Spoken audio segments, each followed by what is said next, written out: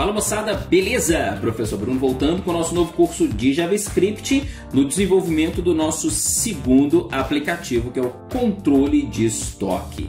Então bora para a prática. Então pessoal, vamos lá. Sem demora, eu já vou falar que eu fiz alguns ajustes aqui para a gente não perder muito tempo, tá? Esse aqui é o visual e o comportamento que tá o nosso aplicativo. Lembrando que o projeto está sendo atualizado, então todos os arquivos estão lá no GitHub, onde estão todos os arquivos deste curso de JavaScript. Link na descrição deste vídeo. E o que eu fiz? O que eu mudei para poder estar neste ponto aqui? Veja bem, tá aqui o nosso menu, tá? Eu mudei a estrutura aqui do botão, ou seja, o botão agora ele é direto à imagem, tá certo? Então ela tem o ID BTN menu e a classe BTN menu, tá certo?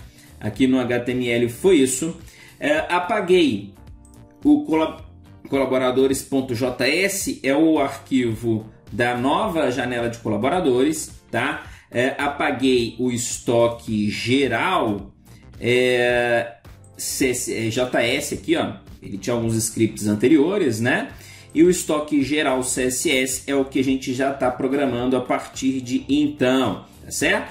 No BTN menu item, eu mudei a cor aqui para o texto branco, tá? A cor do background eu acho que está a mesma. E menu itens aqui eu mudei a cor para um cinza um pouco mais claro. Show de bola, pessoal?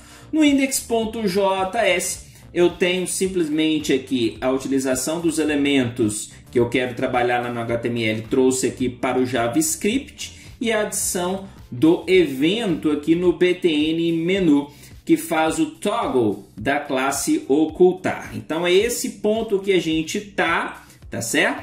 Que vai dar exatamente este comportamento aqui. Você que não quer digitar tudo ou quer ajustar tudo para ficar desse jeito, baixa os arquivos lá no GitHub, ok? E trabalhamos aqui também estamos aqui no back-office, né?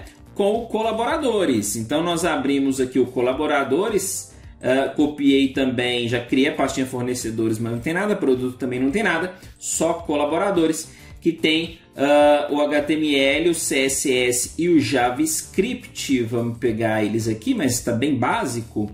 Aqui, ó, colaboradores JS não tem nada, colaboradores CSS não tem nada, e colaboradores HTML só tem o HTML básico aqui com esse H1 e obviamente o script apontando aqui para o colaboradores JS, voltando aqui na estrutura de diretórios para chegar no estoque geral, voltando na estrutura de diretórios para chegar no estoque geral CSS, certo? E o colaboradores CSS que estão na mesma pasta. Então é essa a situação que nós estamos. Se você baixar os arquivos, você vai encontrar exatamente esse conteúdo aqui. E o que nós vamos fazer na aula de hoje? Qual que é o nosso objetivo? Bom, nós já precisamos ir preparando o nosso background, já precisamos criar uma estrutura de tabelas, já precisamos trabalhar aqui com o Node-RED. E para a gente não confundir com o da agenda, o que eu fiz? Eu renomeei esse fluxo aqui para agenda. É só vir aqui, ó, menu, Flows Rename, tá? Você renomeia o fluxo da agenda.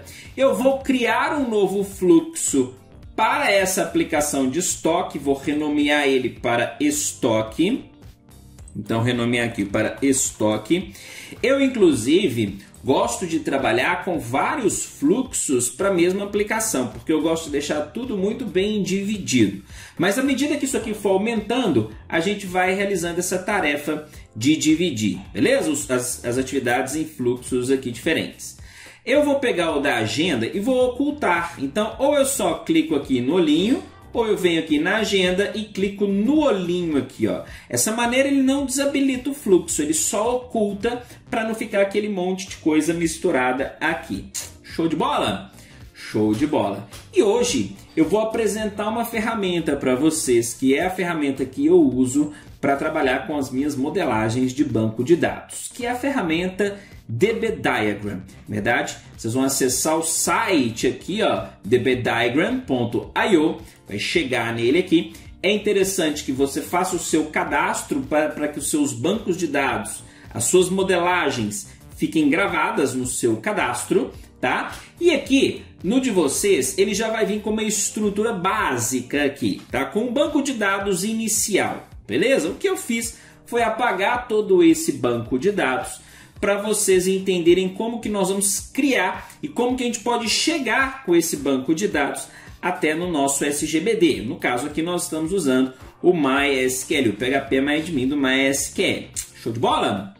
O banco de dados MySQL, né, e o PHP-MyAdmin como SGBD. Então vamos lá. Vamos criar uma primeira tabela aqui para a gente entendendo como que funciona. Toda a modelagem desse projeto nós vamos realizar no DB Diagram, ok? Bom, para criar a tabela aqui, eu vou colocar o comando table e informar o nome da tabela, tá certo? Então, por exemplo, a tabela usuário ou colaborador ou, enfim, eu vou colocar TB usuário, tá? Usuário, tá certo?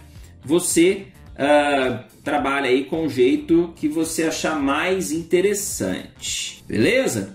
E aqui nós vamos colocar os nossos campos. Bom, vamos começar de uma maneira bastante simples. A tabela usuário vai ser para gravar os dados de usuários do nosso sistema. Então, por exemplo, a nomenclatura que eu gosto de seguir é tipo de dados do campo, nome do campo e tabela de onde ele vem. Ok? Então, no N, usuário indica que esse é um campo numérico, o nome dele é usuário e ele vem da tabela usuário. Legal? Em seguida, o tipo de dados desse campo, tá certo? Então, se ele vai ser, por exemplo, um varchar, se ele vai ser um campo inteiro, se ele vai ser, enfim, um char, um boolean, o tipo de dados que você quer armazenar nesse campo, você vai colocar aqui. E na sequência vem as restrições e eu indico que esse aqui vai ser um campo de chave primária, tá certo? Primary Key, PK, ok? Além do PK, eu quero que ele seja um campo de autoincremento, tá certo? Algumas pessoas gostam de trabalhar com autoincremento, outras pessoas preferem não trabalhar com autoincremento, fazer a gestão do ID de forma manual. Esse campo seria relacionado ao ID, tá?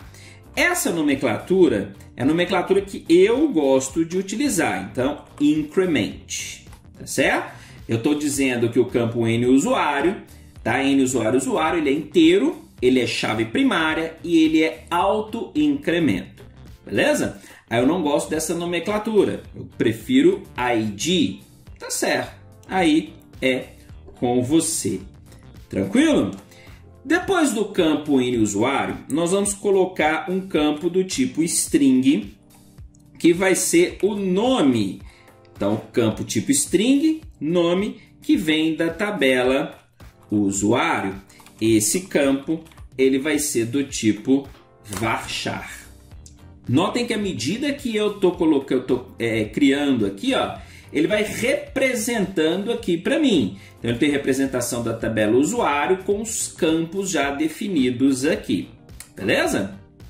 Legal. Bom, eu preciso armazenar, por exemplo, que tipo de usuário é esse, tá certo? Então, vai ser um campo do tipo char. Então, char, tipo, e vem da tabela usuário. E ele é um campo do tipo char. Legal? Legal. Também preciso indicar o status desse usuário. Então, char também, status usuário. Tá certo? Também do tipo char. Legal? Legal. Bom, para a gente entender as relações, como que a gente faz as relações, nós vamos trabalhar da seguinte maneira. Eu vou criar aqui uma tabela, por exemplo, sobre contatos do usuário.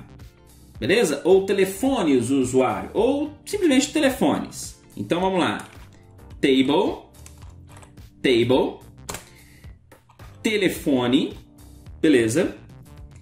E vamos colocar os dados, por exemplo, N, telefone, que vem da tabela telefone. Ele é um campo do tipo inteiro, ele é chave primária e eu quero que ele seja auto-incremento. Legal? Legal. Esse telefone tem que estar relacionado a um usuário, tá certo? Então, como que eu vou fazer as relações? Porque um usuário pode ter 1, 2, 3, 4, um monte de telefones. Então, ao invés de eu colocar os telefones aqui, eu vou colocar os telefones aqui. Beleza? Pode ser, se você quiser também, ao invés de telefone, pode ser contatos, que aí você também consegue armazenar e-mail nessa tabela. Não só telefone, mas como e-mail, ok? Ou outro tipo de contato que você quiser. Aí vai seguir da arquitetura que você quer seguir na sua base de dados. Eu vou colocar só telefone por enquanto. Depois, se for pertinente, a gente muda. Então eu vou fazer a relação da tabela telefone com a tabela usuário. Então, qual campo eu vou relacionar? Com N usuário. Aqui, ó. N usuário, usuário. Ah, legal. N usuário, usuário. Aqui, ele vem de onde? Ele é do tipo int, certo? E eu quero fazer uma referência, uma relação. Então, eu vou colocar aqui, ó, ref, sinal de maior, que é a relação, onde eu vou indicar qual campo, qual tabela e campo esse campo usuário está ligado. Então, ele está ligado com a tabela usuário, campo, N usuário. N usuário, usuário. Viram só? Como eu usei esse tipo de nomenclatura, fica fácil eu entender que N usuário, usuário, estando na tabela telefone, é um dado que está ligado na tabela usuário. Tá vendo? Eu sei que campo telefone, ele é um campo dessa tabela, e N usuário, como ele tem N usuário, usuário e não N usuário telefone, tá vendo? Eu sei que ele vem lá, essa informação tá ligada com a tabela usuário. Por isso que eu gosto de seguir essa nomenclatura. E aqui já está a representação, olha só, desse relacionamento. Olha aqui, a tabela usuário ligado à tabela telefone, ligado à tabela usuário, pelo campo, vamos colocar aqui, ó, highlight para frente para aparecer, pelo campo N usuário. Então eu sei que é uma relação de 1 para muitos, ou seja, eu posso ter cada telefone deste aqui pode estar ligado a um usuário, e um usuário pode ter vários telefones, já que é isso que significa esse asterisco aqui, beleza? E por último aqui vamos colocar o número do telefone, né? O telefone em si, beleza? Então vai ser um campo do tipo string, onde eu vou colocar, se eu quiser eu posso separar, por exemplo, DDD, tá? Podemos colocar aqui, ó, SDDD, tá certo? DDD telefone, ok? Do tipo varchar, vou colocar varchar, tá? E S número telefone, também do tipo varchar. Legal? Bacana.